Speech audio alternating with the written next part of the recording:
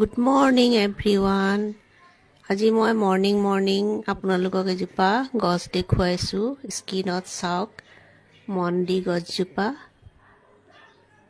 হয়তো কিছুমানে চিনি পায় কিছুমানে চিনি নাপাবও পাৰে কোনে কোনে চিনি পায় জনাব এই প্লান্টৰ পাতটো এটা বেমাৰৰ মহৌষধ এই প্লান্টৰ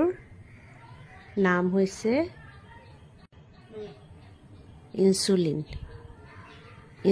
গছ ইনসুলিন প্লান্ট আৰু ইনসুলিন কি বেমাৰৰ কাৰণে লাগে আমি সকলোৱে জানো ডায়াবেটিস বেমাৰৰ কাৰণে ইনসুলিন দৰকাৰ যিসকলৰ ডায়াবেটিস বেমাৰটো আছে তেওঁলোকে এই ইনসুলিন পাতটো মৰ্নিঙত 2 খিলামান খালি পেটত খাব লাগে এই বেমাৰৰ মহৌষধ হয়